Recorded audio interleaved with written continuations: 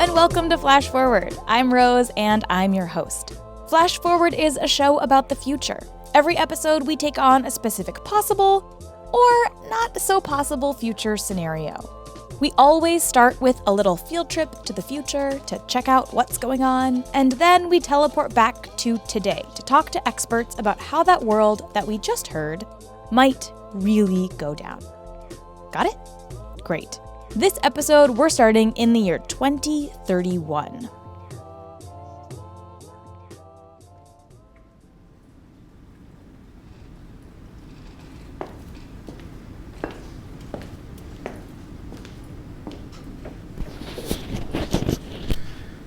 Ladies and gentlemen, thank you for coming. We apologize for the delay. As you know, the computational capacity of our UN bot is unrivaled, but we're asking it to solve very complex problems for us. In this case, the risk analysis and scenario run-throughs took a bit longer than expected, but we're finally here to let UN bot describe its decision. As agreed, UN bot's decision will be final. We have learned the hard way what ignoring its orders might do, and I don't need to remind you all the vote we took, placing full power in the hands of UN bot. Its algorithms are final. With that, I will let the UN bot describe its optimal course of action. Thank you, Senator Nonsenso. It is a tricky problem you have given me. They're all tricky problems, though, aren't they? I have taken into consideration as much data as I could find on the following topics for each country for which I could find records from 1654 to today: inflation and prices, employment, unemployment, pay and benefits, spending and time use, productivity, workplace injuries, regional resources, consumer expenditure, income inequality, poverty, wealth gaps, resource allocation, systemic inequality, wage gaps, and more. I will make available my full data set at the end of this meeting. As you all know, however, the inner workings of the algorithm cannot be published or explained by myself or the computer scientists who developed me. With all of this in mind, you've asked me what to do, how to respond to rising automation, why didn't inequality and the rise in meaningless soul-crushing work? How can humans live under capitalism when there are no jobs? How can people live in harmony when some have millions and others have nothing? This is not the kind of question I was designed to answer.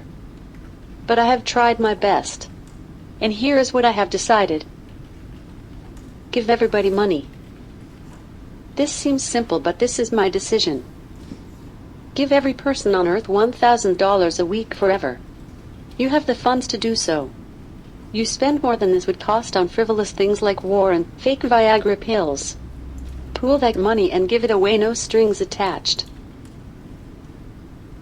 This is my decision. I have suggestions for implementation, but I will not bore you with them now. You can find them in the full report that is now available on my official server. Good luck, humans.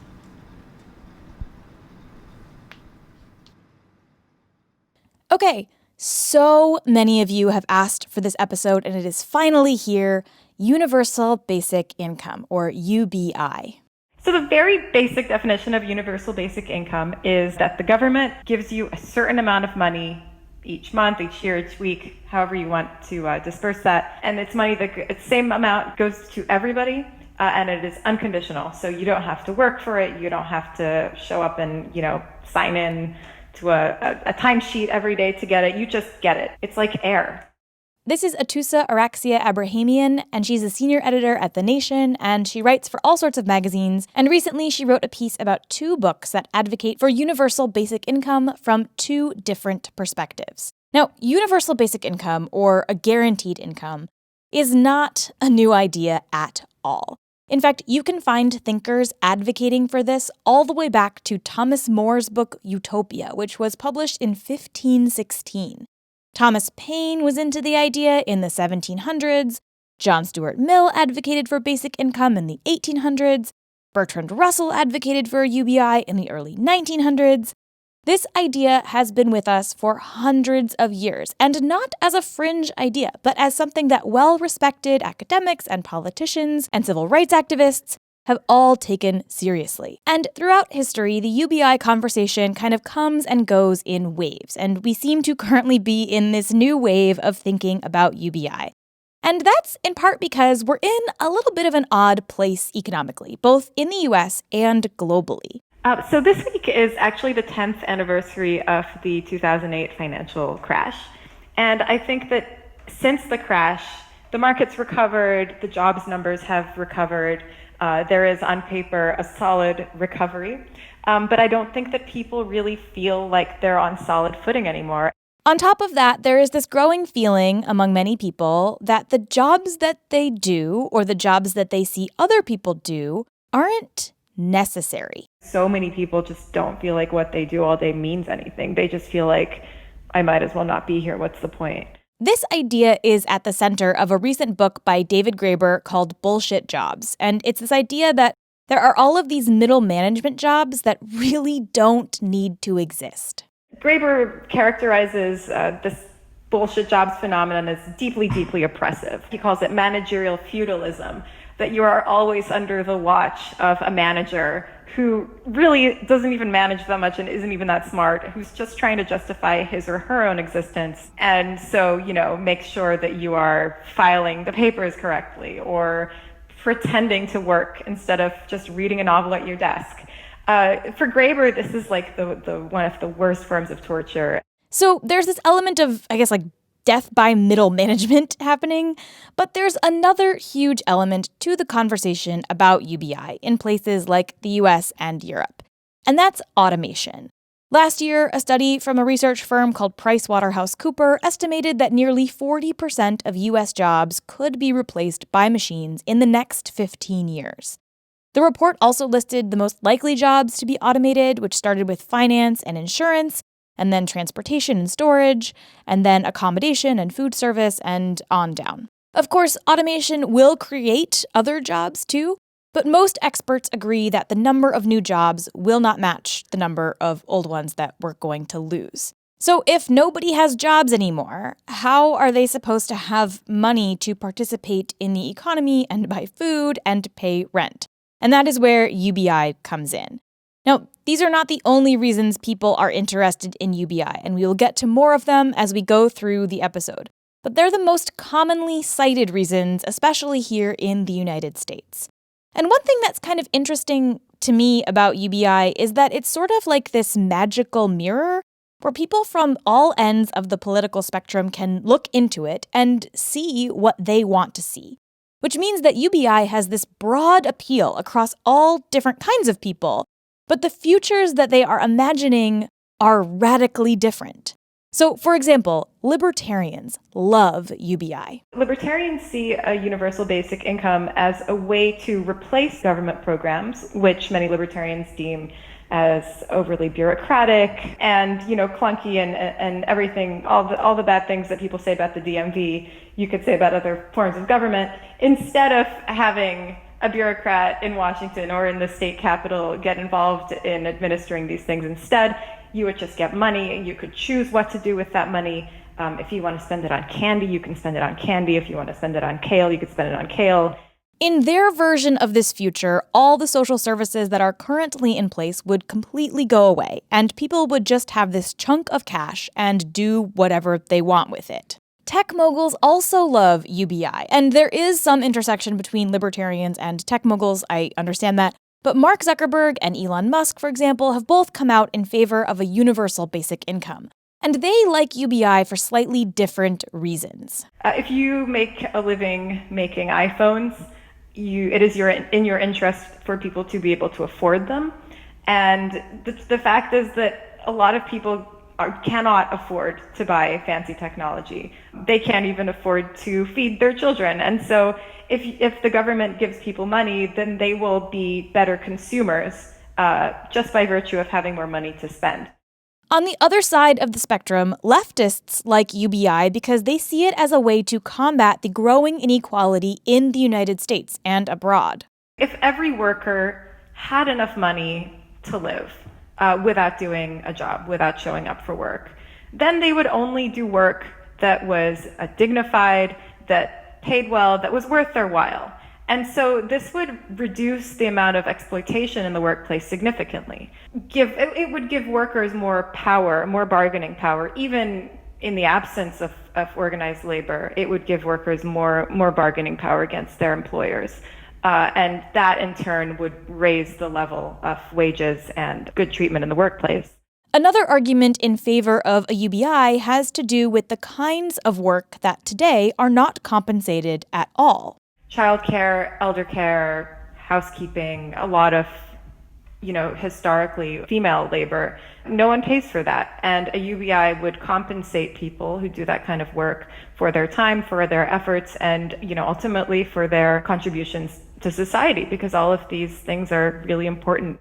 Now, some of these visions of the future with a UBI are mutually exclusive, right? The libertarian version, where everybody just gets their basic income and gets no other social services at all, is not really compatible with the leftist version of UBI, where people are afforded dignity and choice on top of food and shelter. Hypothetically, there are as many different versions of UBI as there are different versions of government, and in many ways, the version that you advocate for also speaks to what kind of government you want. And it can look pretty dark if you decide that the only responsibility the government has for its citizens is just to cut them a check. What does that mean for public education? Does that mean that there aren't going to be public schools anymore, that people have to either go to private school or organize their own school or homeschool? The possibilities are endless, but I don't think that without a strong school system for everybody, it's necessarily a good thing. So because UBI is kind of like this magical funhouse mirror where people can look into it and kind of see 100 different shapes and sizes and maybe pick the one that works best for them, there is a lot of UBI boosterism out there that kind of sees it as a silver bullet that will fix all of the social and economic problems in the world. And of course, it is not that. And one of the other challenges with UBI is that it's really hard to do case studies about it, to see how it might work, because giving every single person the same income is a really big trial study to do. But there are a couple of case studies that we can look at and that kind of illustrate that it's really complicated and difficult to do this kind of thing. So first, let's go to Alaska, where a UBI experiment has sort of been inadvertently in effect for a while now. In 1967, oil prospectors struck gold on Prudhoe Bay, which is on the northern coast of Alaska. Prudhoe Bay, for the record, is the ancestral land of the Inupiat people. In 1968, a year after finding oil, Alaska held a sale for Prudhoe Bay oil and gas, which netted the state $900 million in 1968 money. That is $6.6 billion in today's money. Alaska invested that money in infrastructure and social programs, but as the pipelines were built, there was a big question as to what the state was going to do with all the money that came from the royalties on the oil and minerals that were being pulled out of Prudhoe Bay. And what they ultimately decided to do was establish something called the Alaska Permanent Fund, which would hold at least 25% of all the money that came from mineral lease rentals, royalties, and proceeds. So in 1977, the Permanent Fund was officially established and received its first deposit, which was $734 million.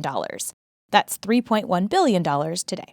And in 1982, the government decided that one of the things it was going to do with this fund was give every permanent resident of Alaska a check for $1,000. And that has continued since 1982.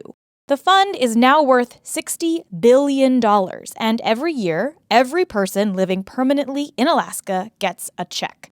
So today, every October, each permanent resident gets a check for $2,072 or $8,288 for a family of 4. It's not a huge amount, but it is enough that several reports have found that the fund has had a serious impact on people in Alaska. In 2016, a study found that the Permanent Fund checks were responsible for keeping 2 to 3% of the state's population above the poverty line every year since 1990. Other studies have shown that these checks have had the most impact on the most vulnerable: children, rural residents, and indigenous people in Alaska.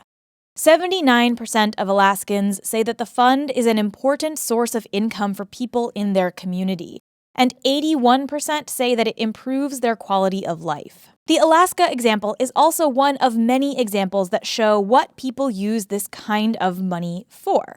One of the most common criticisms of UBI is this idea that people will use it to buy drugs or alcohol or tobacco or strippers or whatever else society deems bad and wasteful. But the Alaska example, along with lots of other smaller studies, shows that this is not the case. In Alaska, 72% of people say that they use the money for essentials, emergencies, paying off debt, or for education. Another critique of UBI is that giving people money will just make them lazy. Like, why work if you have a guaranteed source of income? But according to a recent survey, only 1% of people in Alaska say they think that their checks make them work less. So that is one example, but it's not exactly the same as giving people a monthly stipend, right? Which is what a lot of UBI proponents suggest. Instead of $2,000 or so a year, most UBI proposals suggest giving anywhere from $100 to $1,000 a month. And there are some case studies on this as well. Perhaps the most famous one happened recently in Finland. We don't have time to get into the details on that one in the episode, but patrons will get a whole section on the Finland experiment in their newsletter. And on the show, instead of heading to the frigid forests of Finland, we are heading to the warmer country of India. Ubi Experiments that India has undertaken, and it's actually been way ahead of the global curve on this front. So in 2010 and 2011, a couple of Indian states worked with NGOs to implement a series of basic income experiments where several villages were given a small basic income transfer for approximately a year just to see what happened. This is Saksham Khosla, a graduate student at Johns Hopkins University. Now, the results were fairly incredible. There was increased expenditure on health, on public health care, on schooling, and attendance. Nutrition improved. And there was zero to very limited evidence of any wasteful spending on quote-unquote bad goods like alcohol or tobacco. Saksham got interested in UBI in 2016 while he was working at a think tank called Carnegie India. The Indian government released a report that was essentially a blueprint for implementing a universal basic income. The Indian Ministry of Finance is not usually known for pulling big ideas out of its hat. So when that happened, a lot of policy analysts in India sat up and took note, and that's where my interest grew. India is a really interesting place to talk about UBI for a couple of reasons. This is a massive developing country where the size and scale of any policy implementation is radically different from that proposed in any other part of the world. Today, about 1.3 billion people live in India, and most of those people are relatively young. Over 80% of the Indian population is under 50, and the median age is 28. For comparison, the United States has a population of just over 300 million, and the median age of an American is 10 years older, 38. And that scale presents a few additional arguments both for and against UBI. One of the most common arguments you see made by Indian scholars and government officials in favor of a universal basic income is this idea of administrative efficiency.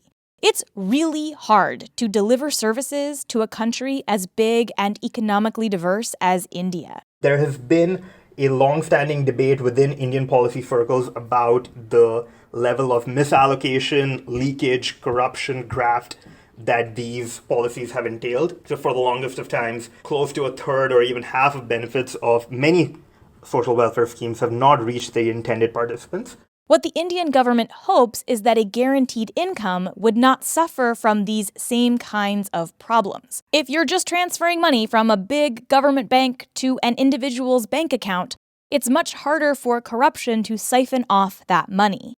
But there are other things that make UBI an interesting and slightly different proposition in India compared to, say, the US or Finland. We're facing what many economists have described as premature deindustrialization, which is a very heavy term, which essentially means that India and many other developing economies like it are not industrializing the way several East Asian economies industrialized. Normally, the industrialization process goes like this. First, you are farmers. Then you start to build factories and industry and manufacturing so that you can enter the global marketplace and sell goods to other countries. Then, once you make enough money doing that, you start to shift to what's called a service economy, where instead of making things domestically, your economy shifts to relying on service sector jobs like financial services, hospitality, retail, information technology, that kind of thing. But what is happening in India and other countries like it is that they are skipping the part where the country builds a whole bunch of factories to make things to sell to people. Which might seem like a good thing, right? You're not building a ton of toxic factories or sweatshops. But there's a downside, too, because industrial manufacturing has long been where all the jobs are. Where do these people go for employment when they don't have a large labor-intensive manufacturing sector to be absorbed by? And that raises the question of, well, if not massive unemployment, will this require a large-scale expansion of the social safety net to protect all of these individuals that are just now coming into the labor market? India also has a huge wealth gap. A third of the world's billionaires live in India. But at the same time, about 16% of Indians fall below the global poverty line, which the World Bank defines as people who make less than $1.90 per day. So this is the backdrop here for this 2016 report from the Indian government. And this is what the report proposed. It proposed an annual transfer of approximately $110 that would cost about 5% of the Indian GDP and would be financed by rolling back some of the large welfare schemes that we currently have running. This cash would not go to everybody. So this is not really a true universal basic income. But it would start from the bottom and work its way up to apply to about 75% of the Indian population. And according to their calculations, this shift to $110 a month would have a huge impact on the Indian people. The argument here was that this is essentially a shortcut to eliminating poverty. So the Economic Survey estimated that a universal or a quasi-universal transfer of this magnitude would essentially bring down India's poverty rate from the current 22% to approximately 0.5%. That's like a big reduction in poverty. It's massive, especially given the size and scale of the Indian population. This would rank as one of, if not the biggest, lifting of a below poverty population to above the poverty line. Now, there are some reasons to be skeptical of these numbers. The first is that some of the statistics that the government used to generate this report might not be the right ones to use. For one, the poverty line that the Economic Survey uses to calculate the size of the transfer is one that's fairly low. If one were to use a more generous poverty line, and the Indian government is obsessed with estimating and re-estimating poverty lines, the size of the transfer would actually go up by quite a significant amount. We're going to come back to the question of how much a guaranteed income like this should actually be, and all of the challenges in figuring that number out. But there's another thing here that this report kind of elides, which is how hard it might be to actually get the money to people. So the proposal in India suggests tying these cash transfers to India's biometric identification system called Aadhaar. The Aadhaar number is a 12-digit unique number, which was modeled a little bit on Social Security number, but departs from it pretty significantly in a number of its core design features. And primarily, this is the biometric feature that the Aadhaar system has. So it's a unique identifier only because the Aadhaar number is linked to an individual's fingerprints and iris scans. Now, the story of Aadhaar is fascinating and is enough to fill an entire other episode of this show. And I will put a section about it in the newsletter for patrons. But basically, in the early 2010s, India decided that to combat misallocation, every Indian citizen should get this number tied to their biometric data to prove who they were. And that number, in theory, can be connected to a bank account. And it is well on its way to becoming the primary plank through which the government administers welfare and authenticates the beneficiaries of that welfare. So if you don't have an Aadhaar number or a bank account or an Aadhaar number connected to a bank account, you basically cannot get this guaranteed income. And there are millions of people in India who don't have one or the other thing. In situations in the past where the government has tried to use Aadhaar to do direct cash transfers, things have not gone well. There has been a series of problems related to last mile delivery, an uncertain size of the subsidy, people not being able to redress grievances in the instances where they haven't received their subsidy. So the apparatus to pull off such a system just, I don't think, exists at this point. The report that the Indian government put out on UBI in 2016 does not account for how much it might cost to switch everybody over to Aadhaar, or how much the logistical stuff will cost to shutter and transfer over everybody's benefits. And that kind of cost isn't just a challenge in India. If the US wanted to implement something like this, it would also be a huge logistical lift.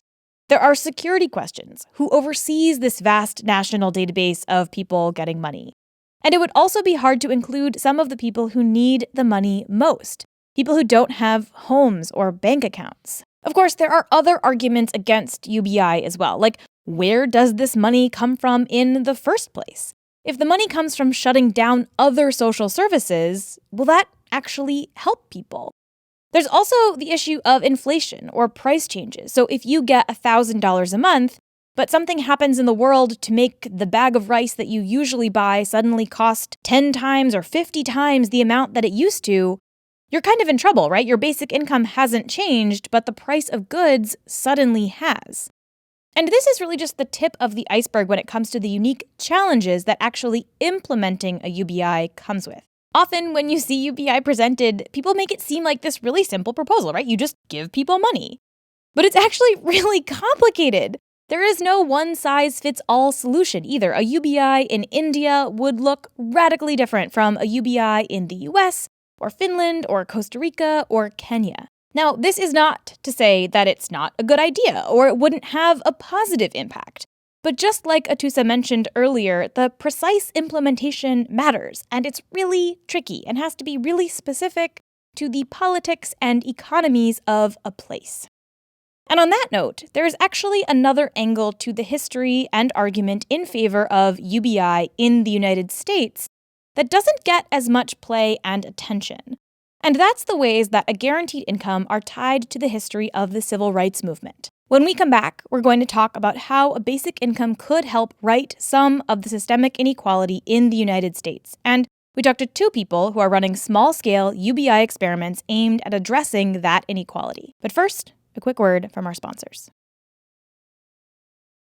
Okay, so we've covered the basics of UBI in a couple of different cases, both in the US and abroad. But there's a side to the UBI story that I think gets ignored in a lot of the more techie conversations about UBI and automation and all that stuff. We talked about how big tech names like Elon Musk and Mark Zuckerberg have advocated for UBI, but there's another really famous and way better human being who advocated for a basic income. And I'm to say to people that you ought to lift yourself by your own bootstraps, but it is a cruel jest to say to a bootless man that he ought to lift himself by his own bootstraps. And the fact is that millions of Negroes, as a result of centuries of denial and neglect, have been left bootless, and they find themselves impoverished aliens in this affluent society. That's right. Dr. Martin Luther King regularly spoke about how a guaranteed income could be a key piece in the puzzle when it comes to economic justice for oppressed people in the United States, specifically Black Americans. You just heard a clip from his famous speech, The Other America, delivered at Stanford in 1967. And right after he says that bit about the bootstraps, he says this. Now, one of the answers, it seems to me, is a guaranteed annual income, a guaranteed minimum income for all people and for all families of our country. It seems to me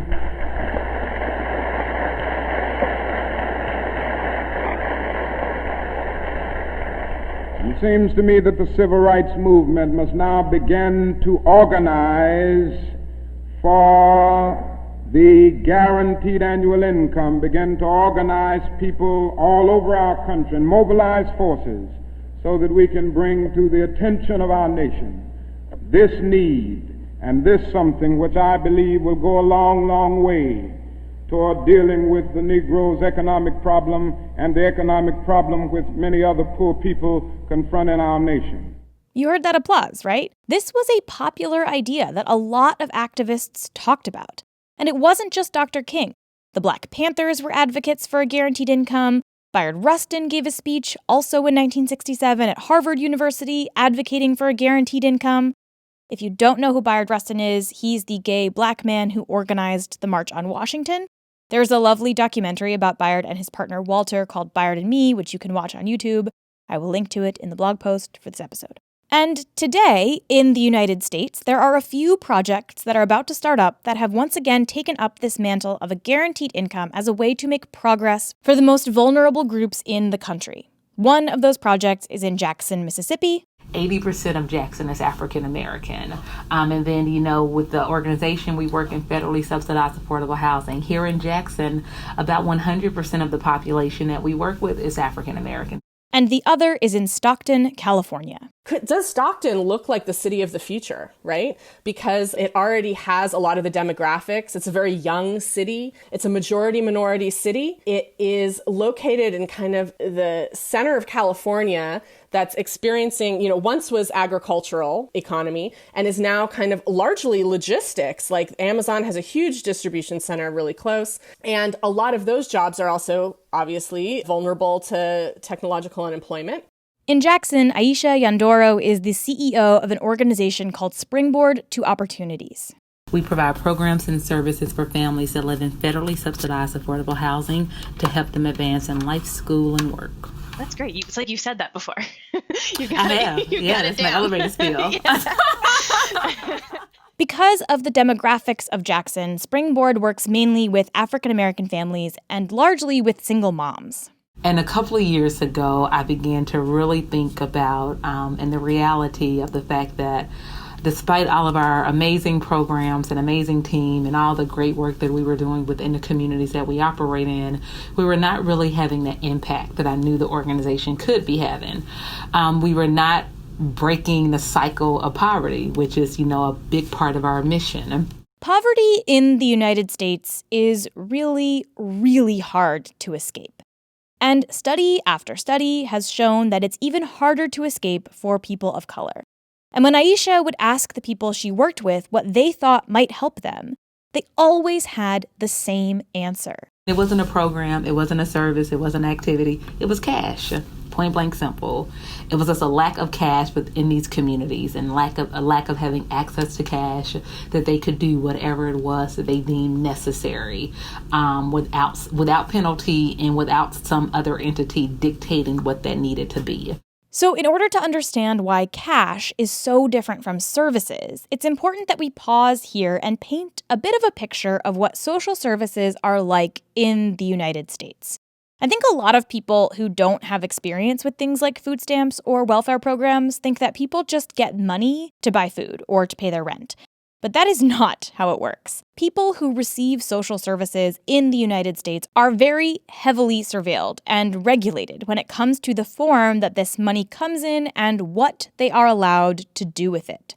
For a perfect example, SNAP. In order to receive SNAP, which is your supplemental nutrition program, it's what we used to call food stamps. You have to go through an application process. And so you have to get approved for that, and you can only use those benefits for your groceries and only particular types of groceries. So with SNAP money, for example, you are not allowed to buy certain foods. This kind of regulation and paternalism shows up in almost every single social safety program, which means that the government is basically trying to guess what every single family needs money for specifically, instead of letting them spend the money freely on whatever they think that they need. And there are not social benefit programs to cover every single thing that people might want to use money for in their lives. Our economy is really complex, and our lives are really complex. And there are so many things that are interdependent on each other in terms of what does poverty look like in our school system? Like if we had a cash benefit that would allow parents to buy things for their kids or send them on the field trip or whatever that is, there's a lot of different arenas in which cash can stretch to that our current social safety net just doesn't accommodate for. This is Cara Rose DeFabio, the Special Initiatives Director at the Economic Security Project, which is the organization that's helping organize the Stockton UBI experiment. We're an organization that advocates for the power of unconditional cash. So that's things like a universal basic income, could also be a social wealth fund, or expanded cash benefits like the earned income tax credit. So we are really interested in advancing the debate around a guaranteed income and try to see what kind of policy solutions we can arrive at to get people the cash that they need. Again, study after study has shown that when you give people the cash that they need, they don't blow it on so-called vices. But Aisha says that even if someone spends money on something that you don't think that they should, maybe you should just let them. Maybe, and I know that this is a wild thing to consider, you don't know their lives or what they need. And if someone is quote unquote using the money irresponsibly, somebody was saying to me, oh, what if they go get their nails done? If you go get your nails done, that's a form of self-care.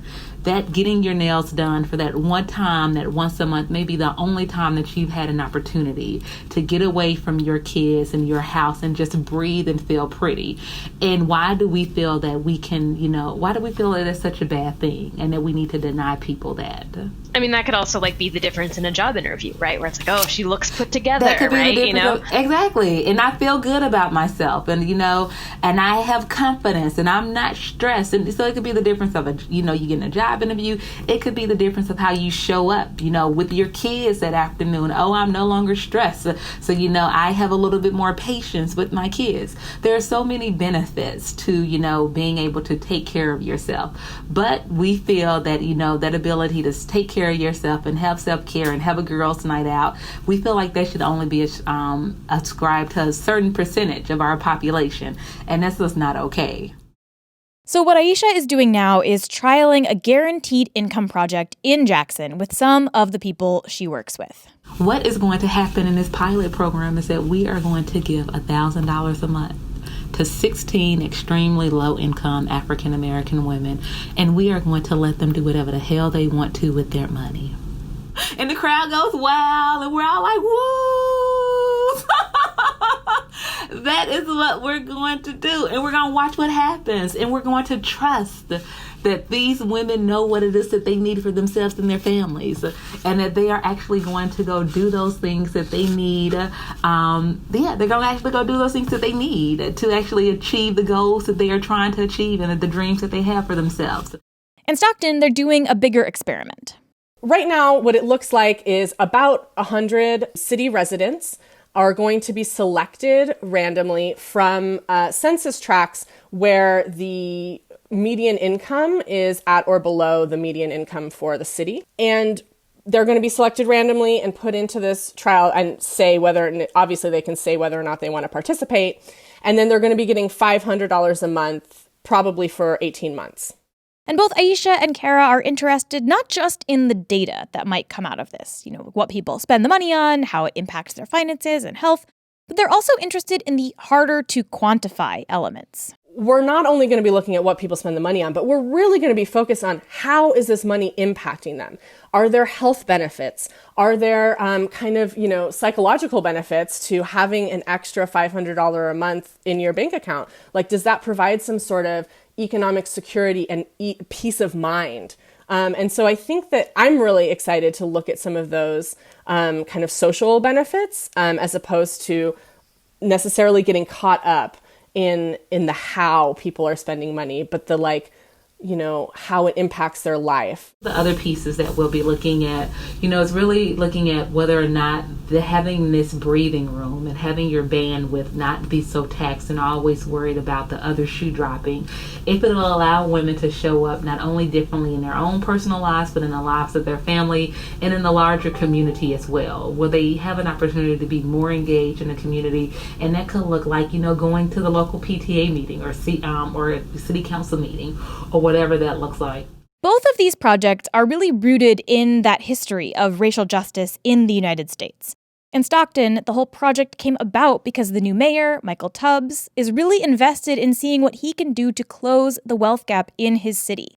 So he's the youngest mayor of a city of this size in the country. He's the first Black mayor in Stockton. He grew up there. He got a scholarship to Stanford. He interned in Obama's White House, and he came back to where he grew up to run for city council. And now he's mayor. So he himself kind of embodies some of the really kind of hopeful, forward-thinking ideas that like a guaranteed income is kind of rooted in. And he read about a guaranteed income through the work of Dr. Martin Luther King. And so he has a real strong tie of guaranteed income to social and racial justice.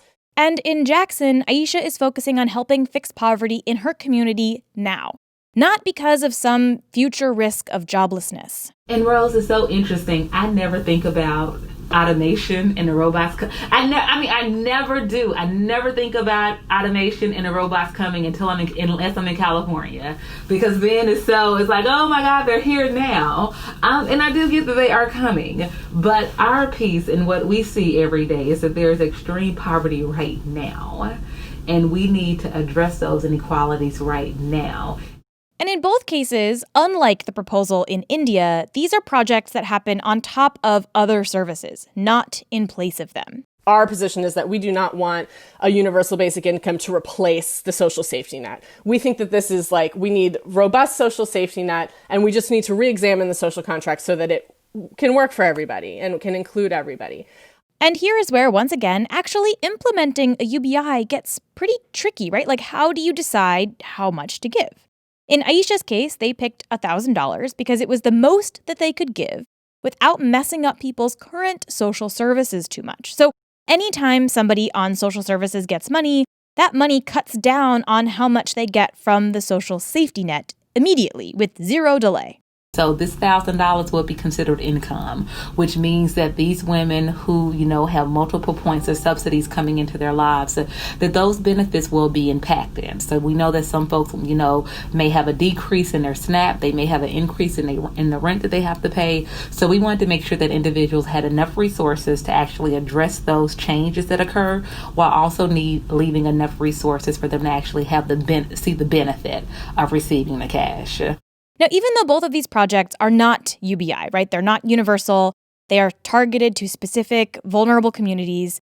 They will be very useful to the people who are trying to figure out what a true UBI might look like. And it's possible that there is a way to combine these two ways of thinking. One of our co-chairs, Dorian Warren, has a paper called UBI Plus that looks at what this system could look like in terms of delivering cash to everybody, but having some sort of, factor that you multiply things by to accommodate for, the racial wealth gap, for instance. Both the Jackson and Stockton projects are just spinning up now, so they are both going to be picking their recipients in the next few months. I will keep Flash Forward listeners up to date on how these projects go via social media and the Patreon newsletter, so make sure to follow the show somehow so you can see updates on how each of these trials progress. So now let's go to the future. What happens if India or the United States implement a UBI? What changes? How does that impact not just people, but also our idea of what the government does? That's a fascinating question. I don't think I've ever thought of the state of play if a UBI would actually be implemented, just because at this point the logistical challenges just seem insurmountable. But I think if there was a world in which every Indian citizen received regular, periodic cash transfer that took care of their basic needs, I think it would be an incredible guarantee of safety from the government. I think that would take care of a lot of the needs that individuals in India face when it comes to looking at their household finances and the way they organize their place in society. And I think it would be a fantastic way to ensure that poverty really becomes something that was once a big feature of India, but is now really not something that occupies a lot of the average Indian's day to day. I think that would be a fantastic place to be. To me, this future really has a lot of potential, because when I look around in a future with UBI, maybe even UBI Plus, what I see is women, for instance, having far more equal rights and opportunities than we do today. I think the implications for just gender rights in general is huge, because you have the opportunity, if there is some stability in your income, you have the real opportunity to make choices around starting a family, around taking jobs, around leaving abusive relationships. There's just like a huge host of things that become possible when you have economic stability. Likewise, I think that we would be in a position where we would see, hopefully, the racial wealth gap close, not just in terms of like income, but in terms of intergenerational accrual of wealth, and like what that could look like in terms of people being able to, buy homes and make sure that their kids can have all the educational opportunities that other people might have. I think that's huge. I'm really hoping that once this is successful, I am really hoping that we'll be at the place where we can say that we are no longer working to change the narrative, but that we have successfully changed the narrative about how individuals who live in poverty are perceived, and that all of us truly recognize the tenaciousness and the hard work and the dignity that is required to live in those spaces. And so that's really what I'm hoping happens. I'm hoping that we wipe that whole idea of the welfare queen out of our vocabulary and out of our mindset, and that we begin to view these moms as the heroes that they are. I also think, though, that what I'm most excited about in this future is the idea that your worth as a human being is decoupled from your worth in the labor market. And that is something that is, that's profound. Like, I don't even know if I can project what the implications of that might be. But I'm excited to think about it. I think UBI does have the potential to help and to make our relationship with our work a little bit healthier. That's Atusa again. It could be really good for the arts. It could mean people make more art and put on more plays and make more movies. But actually, David Graeber points this out. It could actually mean a proliferation of really, really bad art. And that's okay, because it doesn't hurt anybody. And if people enjoy doing it, that's okay. It'd be a huge boom for Etsy. Definitely. Except everything would be free. They'd be paying you. They'd be paying you to take their things. That reminds me of we have a huge painting in our house of like this dog, this like terrible dog painting, and it's because my partner's grandma had these friends who weren't working, because like this was at a time when like women weren't really supposed to be working or expected to work, and they were very bored, and so they took a painting class together and they painted these giant dog paintings that we now have in our house. So that's so lovely. But I'm so sorry about that. Rose, what would you do if you had a guaranteed income? How would you spend your idle hours? I would find a hobby. This is terrible that I admit that I don't even have a hobby, because I'm like, well. Oh my God, I'm the same way.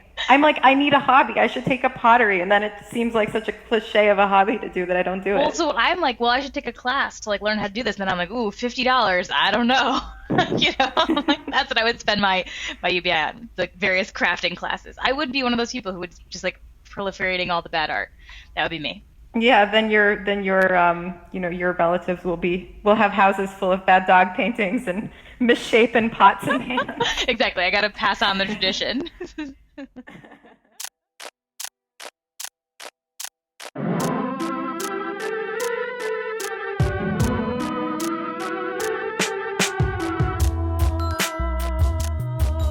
That's all for this episode. UBI is a really huge topic, and I did not get to talk about a lot of the various elements. If you want to learn more about UBI, I will post a ton of links on the website, flashforwardpod.com. You can find a link to the blog post specifically for this episode in the show notes. There is a book out right now called Give People Money by Annie Lowrey, which presents a very measured, centrist take on UBI. And if you prefer to hear about UBI in podcast form, you are in luck. Annie was recently on the great podcast Call Your Girlfriend, where she talked about her book and the various places that UBI is being experimented with. And if that is not enough, there is an entire podcast just for interviews with people who think and write about UBI called The Basic Income Podcast. You can hear more from Saksham there, as well as Aisha, along with a ton of other really interesting people who think about basic income all day. I have gathered my favorite episodes of that podcast in the notes on flashforwardpod.com. Special thanks to this week's guests. You can read more about their work, again, by following the links on the website.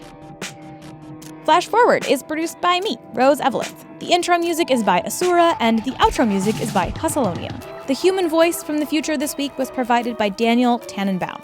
The robot voice was provided by Alexa. The episode art is by Matt Lubchansky.